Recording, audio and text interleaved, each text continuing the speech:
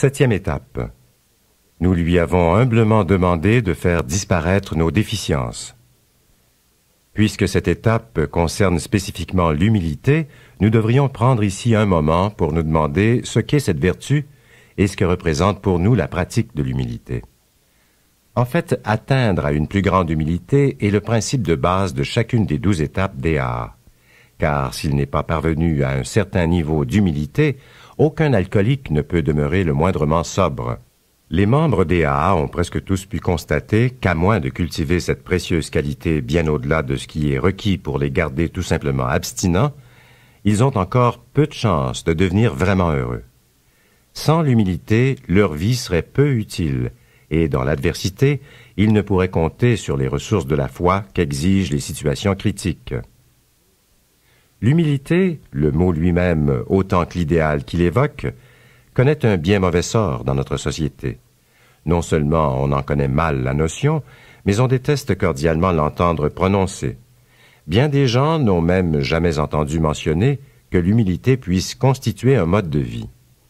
La majorité des conversations de tous les jours et une bonne partie de ce qu'on peut lire font valoir la fierté que l'homme ressent à travers ses propres réalisations. Avec grande intelligence, les hommes de science ont forcé la nature à leur livrer ses secrets. Les immenses ressources naturelles qu'on a réussi à maîtriser nous promettent tellement de bien-être matériel que plusieurs nous croient à l'aube d'un millénaire conçu et fabriqué par l'être humain. La pauvreté disparaîtra et nous vivrons dans une telle abondance que chacun pourra jouir de toute la sécurité et de toutes les satisfactions personnelles qu'il désire. Selon cette théorie, il semblerait qu'une fois comblés les instincts primaires de chacun, les prétextes aux disputes s'évanouiraient. L'univers entier accéderait au bonheur et pourrait se consacrer au développement de la culture et de la formation individuelle. Par la seule force de leur intelligence et de leur travail, les hommes auront forgé leur propre destinée. Certainement, aucun alcoolique et surtout aucun membre des AA ne souhaite déprécier le progrès matériel. Il n'est pas non plus dans notre intention d'ouvrir un débat avec tous ceux qui croient encore dur comme fer que le but premier dans la vie consiste à satisfaire ses instincts naturels primaires. Nous sommes certains cependant que parmi tous ceux qui ont voulu être heureux de cette manière-là, les alcooliques sont ceux qui ont le plus lamentablement échoué. Depuis des milliers d'années, nous n'avons cessé de réclamer plus que notre part de sécurité, de prestige et d'affection. Quand il semblait que nous arrivions à nos fins, nous retournions vers l'alcool pour y rêver d'autres rêves encore plus grands.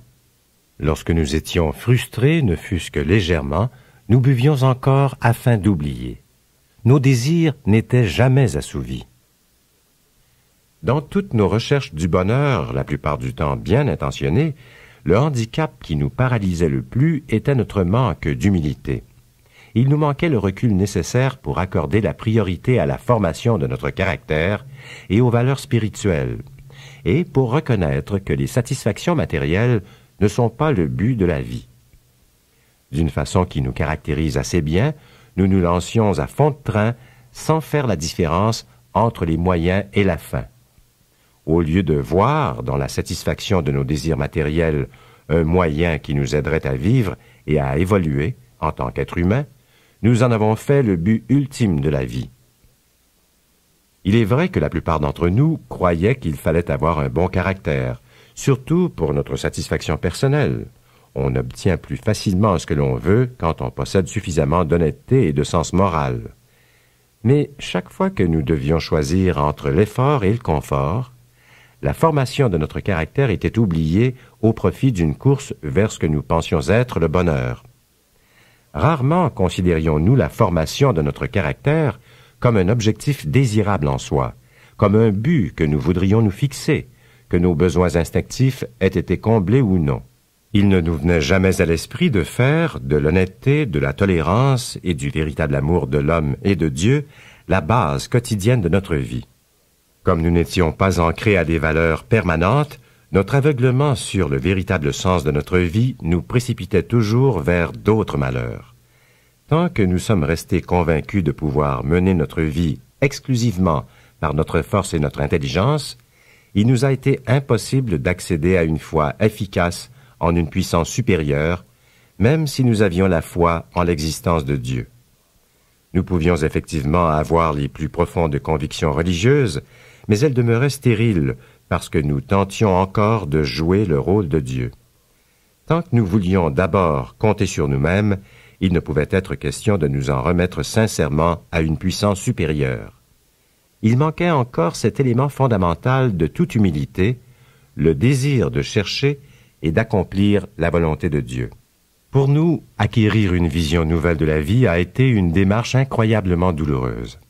C'est seulement à coup d'humiliation répétée que nous avons un peu appris et de force ce qu'est l'humilité. Ce n'est qu'au terme d'une longue route marquée par une série de défaites et d'humiliations et par la disparition totale de notre indépendance que nous avons commencé à percevoir autre chose dans l'humilité qu'un état de profond désespoir. Chez les alcooliques anonymes, on répète à tous les nouveaux, qui ne tardent d'ailleurs pas à s'en rendre compte, que l'humble aveu de leur impuissance devant l'alcool marque la première étape de leur libération de cette emprise paralysante. C'est ainsi que l'humilité nous apparaît d'abord comme une nécessité. Mais ce n'est là que le tout premier pas. Pour écarter à jamais de nous cette répugnance à devenir humble, pour en venir à considérer l'humilité comme la route vers la vraie liberté de l'esprit, pour accepter de travailler à cette vertu comme à un objectif intéressant en lui-même, il nous faudra, pour la plupart, beaucoup de temps. On ne peut d'un seul coup renverser le cours de toute une vie axée sur l'égocentrisme. La révolte talonne chacun de nos pas vers l'humilité. Dès que nous aurons enfin admis sans restriction que nous sommes impuissants devant l'alcool, nous serons tentés de nous exclamer avec un grand soupir de soulagement « Eh bien, Dieu merci, c'est fini. Je n'aurai plus jamais à passer par là. » Puis nous apprenons, souvent avec consternation, que nous venons tout simplement de passer la première borne de notre nouvelle route. Toujours forcés par la stricte nécessité, nous nous attaquons de mauvais gré aux pires faiblesses de caractère qui étaient à l'origine de nos difficultés alcooliques et dont il importe de nous occuper pour prévenir un autre retour à l'alcoolisme. Malgré notre désir de nous corriger, la tâche nous apparaît parfois impossible et nous fait reculer. De plus, parce que nous y trouvons encore trop d'agréments, nous restons passionnément et fermement agrippés à certains autres défauts qui menacent tout autant notre équilibre. Pourrons-nous jamais rassembler assez de détermination et de bonne volonté pour nous débarrasser de besoins et de penchants aussi contraignants? Une fois de plus, nous serons confrontés à l'implacable choix que nous laisse l'expérience des AA. Essayer de toutes nos forces ou retourner à nos égarements. À ce stade de la course, il s'exerce sur nous une forte pression, une contrainte qui nous pousse vers la bonne décision. Nous sommes forcés de choisir entre le prix de l'effort et les conséquences d'un refus d'essayer. Les premiers pas se font d'assez mauvaise grâce dans ce cheminement, mais nous les faisons tout de même. Nous n'avons peut-être pas encore une très haute opinion de l'humilité comme vertu personnelle à rechercher, mais nous voulons bien la reconnaître comme un soutien nécessaire à notre survie. Puis, une fois que nous avons accepté de regarder bien en face certains de nos défauts, une fois que nous en avons parlé avec une autre personne et que nous avons consenti à ce qu'ils soient éliminés, notre perception de l'humilité commence à s'élargir.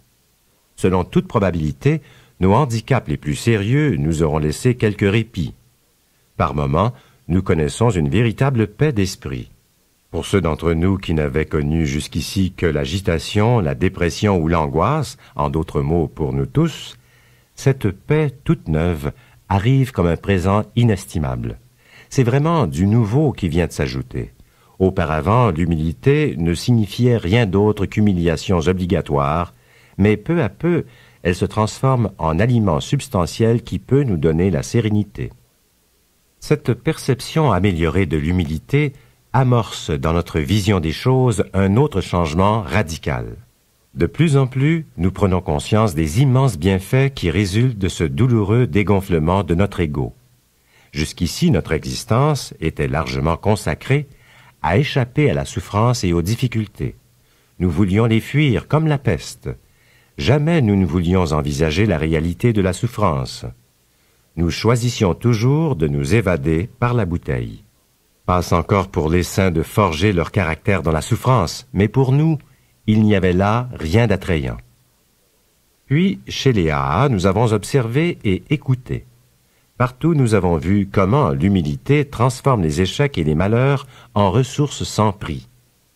L'un après l'autre, les récits que nous avons entendus nous montraient comment l'humilité a su tirer la force de la faiblesse. Dans chaque cas, l'accès à une vie nouvelle avait coûté quelques souffrances, et pour ce prix d'entrée, on pouvait tirer bien plus d'avantages que nous le pensions. On obtenait une bonne mesure de l'humilité dont nous avons vite reconnu les propriétés curatives. Peu à peu, nous en sommes venus à moins redouter la souffrance, et nous avons plus que jamais aspiré à l'humilité. Au cours de cet apprentissage de l'humilité, c'est dans notre attitude envers Dieu que s'est produit le plus profond changement. Et on a pu le vérifier aussi bien chez les croyants que chez les incroyants. Progressivement, nous avons dépassé l'image de la puissance supérieure qui en faisait une sorte de relève qu'on rappelle d'une obscure équipe mineure dans les cas d'urgence. Peu à peu, s'est évaporée l'idée que nous pourrions encore, avec un coup de pouce de Dieu ici et là, conduire notre vie à notre façon. Un bon nombre de ceux qui se croyaient pourtant religieux ont soudainement pris conscience des limites d'une telle attitude. En refusant de laisser à Dieu la première place, nous nous étions privés de son secours. Mais désormais, nous pouvions apprécier le sens lumineux et prometteur de cette parole. « De moi-même, je ne suis rien, c'est le Père qui agit en moi. » Nous avons compris que pour devenir humble, il n'est pas nécessaire d'y être contraint. Nous pouvons rechercher l'humilité de plein gré ou l'acquérir sous le coup de la souffrance. Il s'est produit un tournant important dans notre vie quand l'humilité est devenue une valeur recherchée plutôt qu'une obligation. Nous étions alors arrivés au point où nous pouvions commencer à comprendre toute la signification de la 7e étape. Nous lui avons humblement demandé de faire disparaître nos déficiences. Au moment d'entreprendre réellement la 7e étape, il y aurait lieu pour nous, membres des AA, de nous interroger une fois de plus sur la nature de nos objectifs fondamentaux. Chacun de nous souhaiterait bien vivre en paix avec lui-même et avec son entourage. Nous aimerions être assurés que la grâce peut accomplir pour nous ce que nous ne pouvons pas faire par nous-mêmes. Nous avons vu comment certains défauts de caractère, alimentés par des désirs bornés et futiles, peuvent nous éloigner de ces objectifs. Nous voyons très bien maintenant combien nous avons été déraisonnables dans nos exigences envers nous-mêmes, envers les autres et envers Dieu. Nos défauts ont été principalement alimentés par la peur égoïste, en particulier la peur qui nous faisait craindre de perdre un bien déjà acquis, ou celle de ne pas obtenir ce que nous demandions. À toujours exiger sans jamais obtenir satisfaction, nous étions constamment perturbés et frustrés. Nous ne pouvions donc connaître la paix à moins de trouver le moyen de réduire nos exigences. Chacun connaît bien la différence entre une exigence et une simple attente. C'est par la 7e étape que nous changeons d'attitude, ce qui nous permet, en nous laissant guider par l'humilité, de sortir de nous-mêmes pour aller vers les autres et vers Dieu. La 7e étape met entièrement l'accent sur l'humilité. Elle nous dit réellement qu'il nous faut maintenant être disposés à mettre l'humilité en œuvre dans notre tentative d'éliminer nos autres déficiences, tout comme nous l'avions fait quand nous avons admis que nous étions impuissants devant l'alcool et quand nous en sommes venus à croire qu'une puissance supérieure à nous-mêmes pouvait nous rendre la raison. Puisque c'est par un tel acte d'humilité que nous avons pu trouver la grâce d'être soustraits à notre fatale obsession, il y a sûrement lieu d'espérer le même résultat avec tout autre problème qui pourrait nous affliger.